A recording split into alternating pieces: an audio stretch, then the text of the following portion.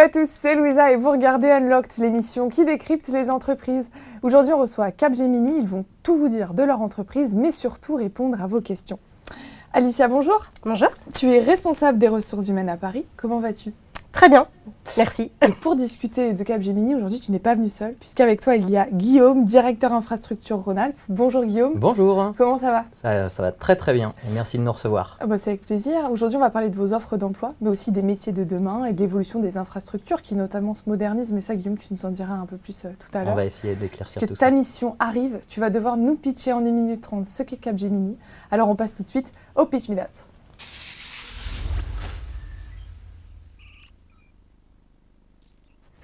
Alors Guillaume, Capgemini, c'est quoi ? Alors Capgemini, c'est une start-up qui a été créée maintenant il y a un peu plus de 50 ans à Grenoble, qui est devenue un des leaders mondiaux de l'informatique. C'est une entreprise de services numériques qui adresse sous 3 éponymes, sous 3 marques, Capgemini Invent, Capgemini et Sogeti, les problématiques de conseil autour de l'IT, de schéma directeur d'infrastructure, et de développement d'applications plus largement, soit dans une dynamique globale, puisqu'on est une société qui a avant tout un rayonnement mondial, mais aussi avec une dynamique locale. On est aujourd'hui un peu plus de 20 000 en France, et avec une résonance très forte en province, mais on en parlera aussi un petit peu plus tard sur le rayonnement que l'on a sur les régions. Et aujourd'hui, vous recherchez de nouveaux talents pour répondre à vos challenges, qui sont la réalité augmentée, l'intelligence artificielle, les infrastructures. Et justement, on va voir les profils que vous recherchez, ce que vous proposez aux jeunes qui intègrent Capgemini. Alors, on va creuser tout ça.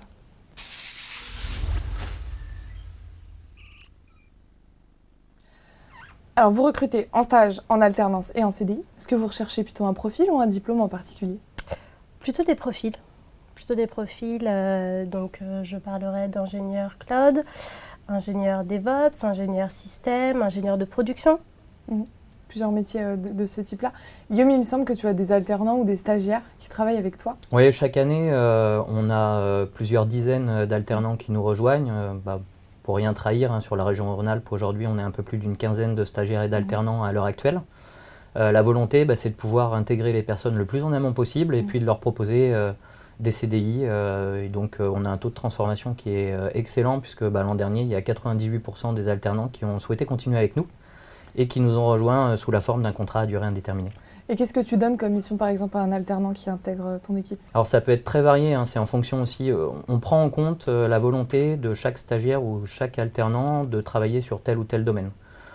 Pour citer 2 exemples, aujourd'hui, on a un alternant qui travaille dans notre centre d'excellence DevOps, donc qui est en charge de mettre en place l'ensemble des plateformes cloud et d'intégration continue qui vont permettre à nos clients de déployer des infrastructures dans le cloud dans une dynamique DevOps. Et puis on a un autre stagiaire qui travaille pour un grand compte de l'énergie qui aujourd'hui est sur une cellule d'expertise autour des technologies Microsoft et qui grandit dans une équipe d'une quinzaine de personnes. Donc il est aussi coaché et on l'accompagne dès maintenant pendant sa phase d'alternance sur des certifications pour que dès son entrée sur le marché, il puisse aller encore mieux répondre aux besoins de nos clients. Alicia, tout à l'heure, tu m'as dit qu'il n'y a pas de prérequis pour intégrer Capgemini. Donc, il n'y a pas de première expérience à avoir forcément, pas de logiciel spécifique à maîtriser, c'est ça ? Voilà, c'est ça. Aujourd'hui, notre plan de recrutement et notre volonté passe aussi par le recrutement de stagiaires ou d'alternants. Donc, pas de prérequis de ce côté-là. Après, niveau diplôme, on attend des collaborateurs avec des masters en général. Ce qu'on peut peut-être ajouter, c'est que sur une première expérience, ce qui nous intéresse, c'est avant tout les personnalités des candidats. Et donc, on va recruter avant tout un profil, une capacité à apprendre, à évoluer, plutôt que de rechercher tel ou tel techno spécifique. Et le processus d'embauche, il se passe comment ?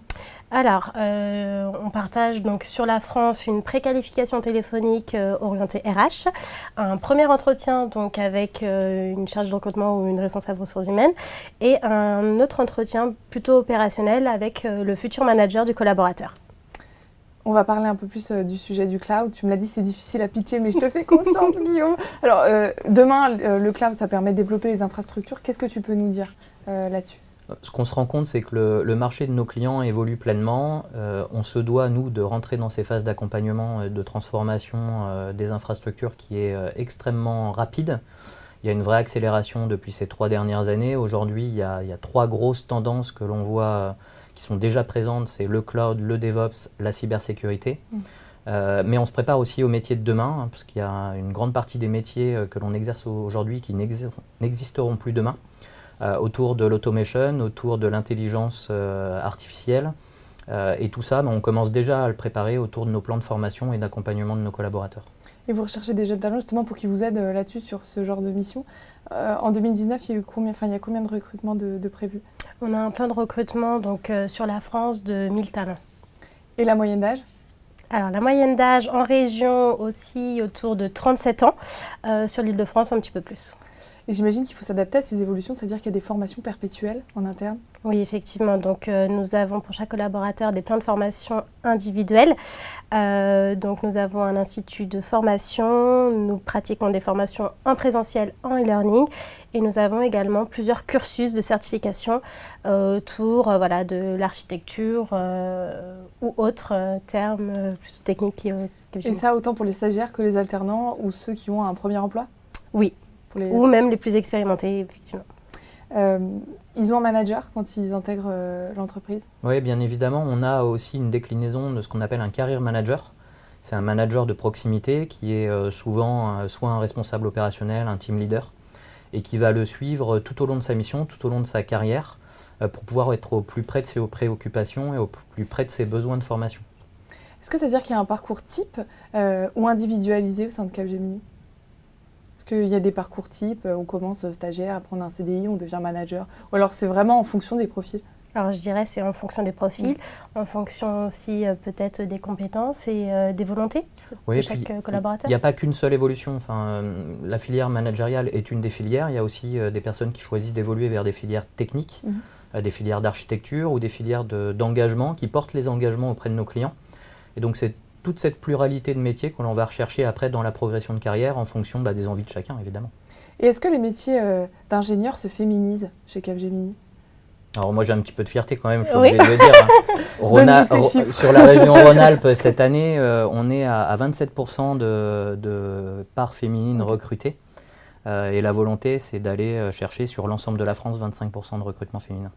Et ça passe, oui, avec le recrutement, avec aussi des campagnes de recrutement liées autour des POI, donc des reconversions professionnelles, où on peut aussi recruter beaucoup de femmes qui ne sont pas forcément de base ayant un diplôme ingénieur lié à l'informatique, mais qu'on va former à nos métiers justement et nos métiers de demain également.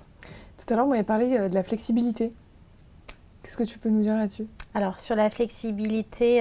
des horaires, de l'emploi du temps. Oui, nous avons plusieurs accords en phase chez Capgemini, notamment des accords liés au télétravail. Donc, on peut bénéficier d'1 à 3 jours de télétravail par semaine, des flexibilités sur les horaires. Donc, si des collaborateurs ne peuvent pas forcément commencer plus tôt ou préfèrent plutôt terminer plus tard, ça peut s'organiser suivant le contexte client chez qui ils sont. Et il y a des actions qui sont menées pour participer à l'équilibre vie pro, vie perso? Beaucoup. Oui, je peux te donner un exemple que j'ai partagé hier justement avec quelqu'un de Capgemini Invent, où sur le lancement d'un projet, la première journée du projet a été consacrée à la connaissance de soi, de l'équipe, et de partager un certain nombre de contraintes personnelles. Donc on a des gens qui le mercredi soir avaient des obligations pour du volley par exemple. Et donc on a aménagé l'équipe projet pour que ces contraintes personnelles puissent être prises en compte parce qu'on pense que l'équilibre de chacun participe au bon déroulement du projet et à la bonne tenue des engagements que l'on porte chez nos clients. Donc c'est très important pour nous. Ok, je vous ai posé plein de questions. Et je ne suis pas la seule puisque les étudiants aussi ont pas mal de questions à vous poser. Alors on va voir ça tout de suite. Très bien.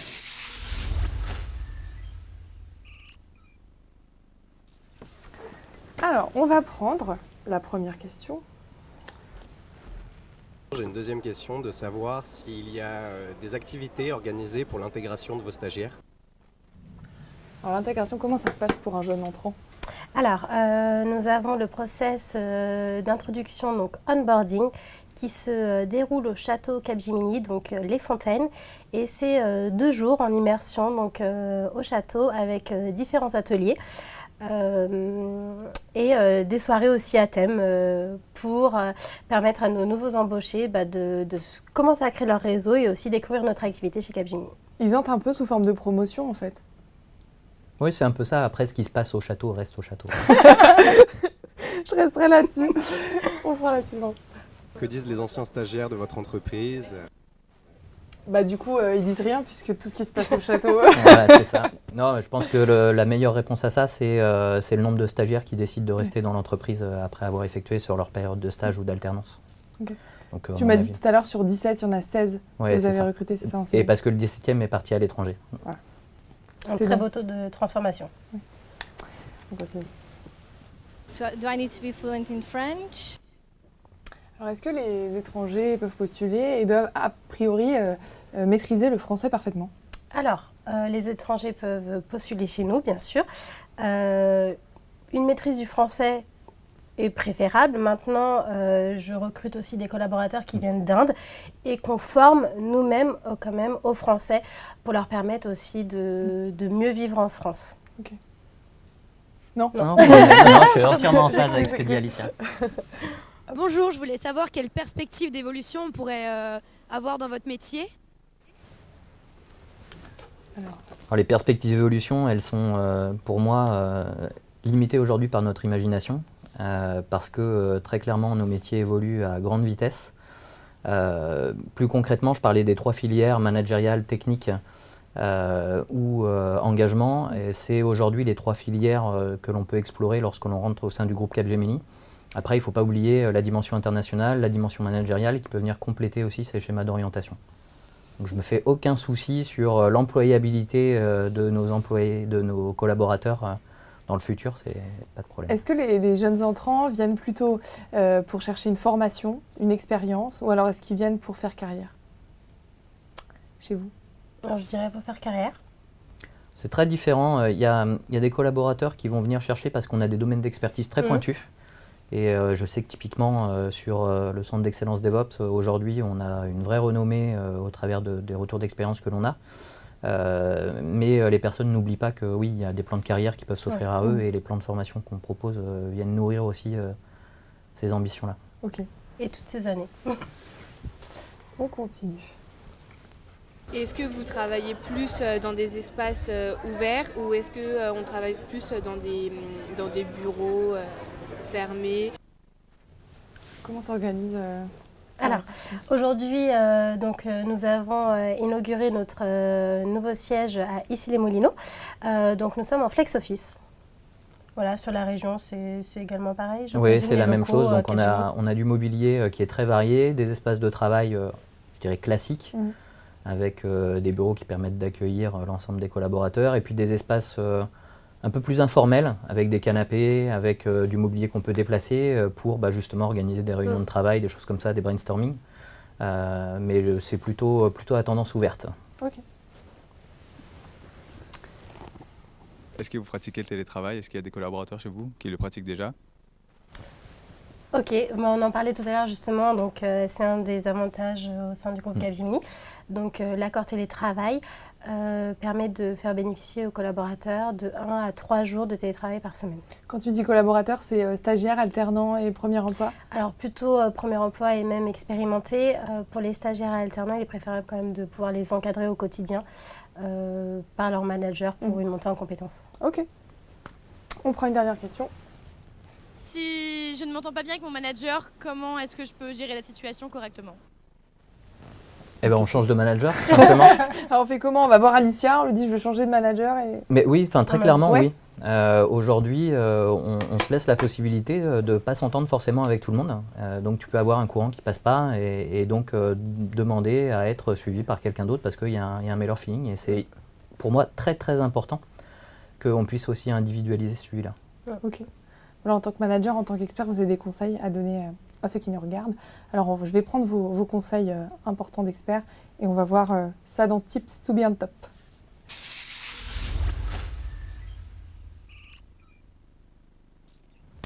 Alors, quelles sont déjà les filières de l'infrastructure ou du cloud à suivre, vers lesquelles ils pourraient s'orienter? Est-ce qu'il y a des meilleurs parcours? Ouais.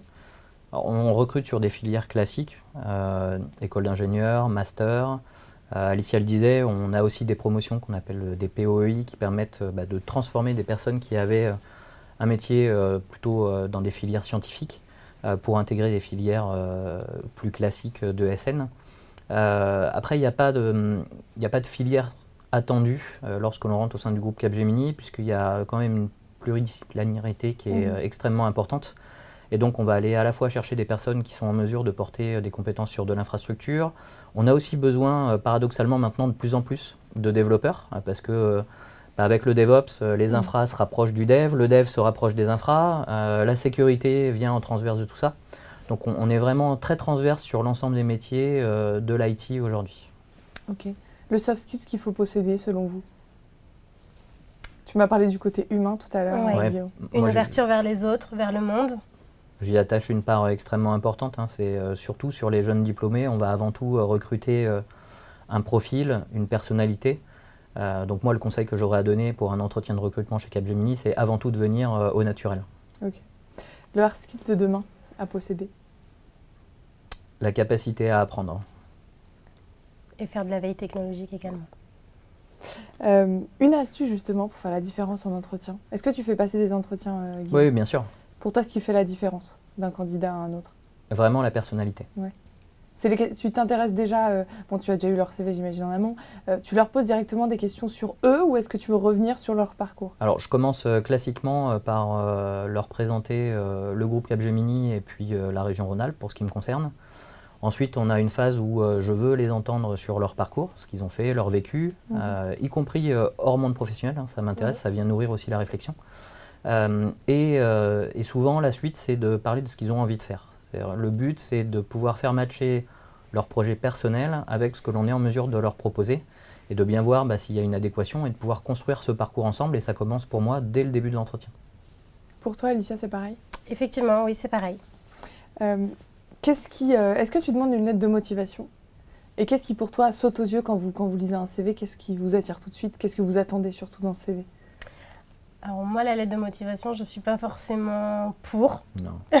Ok, ça c'est fait. Voilà, les motivations sont présentées lors de l'entretien. Et pas forcément sur le bout de papier. Et dans le CV, qu'est-ce qui est important pour vous? Qu'est-ce qui doit impérativement apparaître? Le parcours scolaire, le parcours professionnel s'il a lieu d'être, les expériences de stage. Ce qui peut être fait au côté, c'est-à-dire qu'on a des jeunes diplômés qui, chez eux, montent des projets personnels, seuls ou avec des potes. Ça, c'est aussi des éléments à valoriser.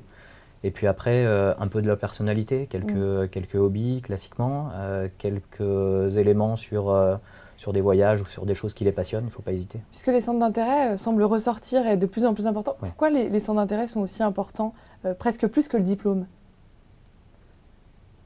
Vous avez une théorie là-dessus?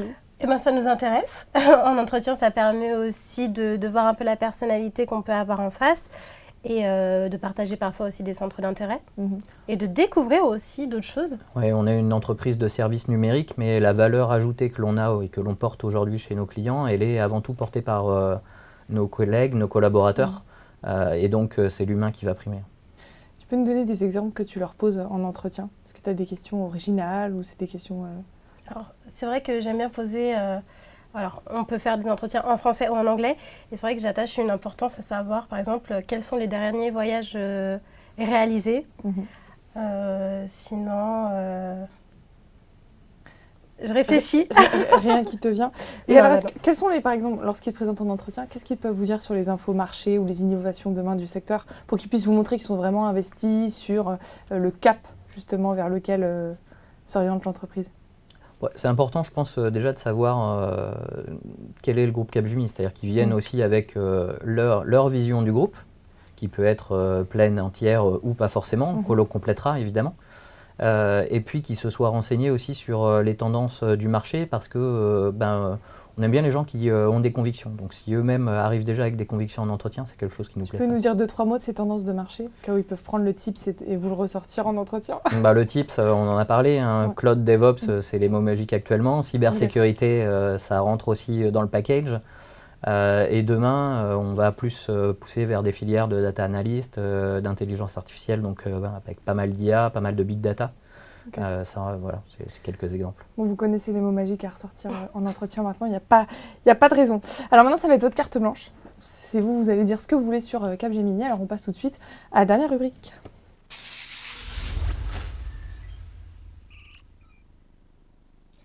Alors vous êtes venus avec des petits extraits vidéo, on les regarde et après on parle de Capgemini. C'est parti.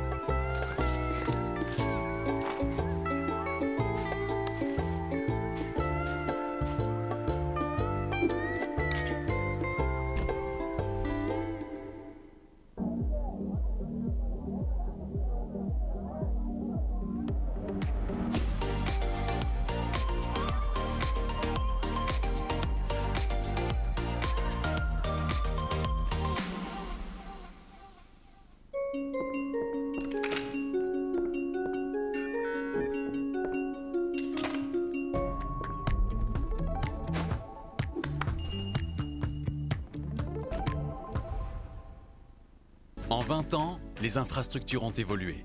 Plus modernes, plus mobiles, plus créatives, plus ouvertes sur le monde. Avec le cloud, les infras deviennent un moteur d'innovation. Intelligence artificielle, AR/VR, blockchain, informatique quantique. Les idées reçues d'hier ne sont plus les réalités d'aujourd'hui. Le monde change et les infrastructures aussi.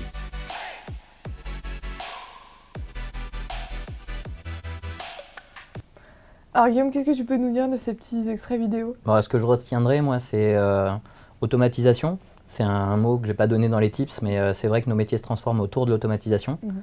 Féminisation, on a vraiment besoin et la volonté de féminiser nos équipes, c'est hyper important pour nous. Et puis on l'a vu dans la vidéo, il y a un peu de fun, donc travailler avec sérieux mais sans se prendre au sérieux. Ok. Alicia, pour le mot de la fin. Le mot de la fin, je dirais, donc vous avez tous les tips qu'on vous a partagés aujourd'hui, alors n'hésitez pas, rejoignez-nous, Capgemini recrute. Et ouais, justement, si vous êtes intéressé chez vous, il vous suffit de postuler sur capgemini.com. Encore merci, merci à tous les deux. Merci à vous. Merci à toi. Pour tous ces petits tips. Vous, si vous vous retrouvez en entretien face à Guillaume et Alicia, maintenant vous savez quoi faire et quoi leur demander. Encore merci à vous, je vous souhaite une bonne continuation. Et chez vous, comme d'habitude, je vous donne rendez-vous très vite pour un nouveau live.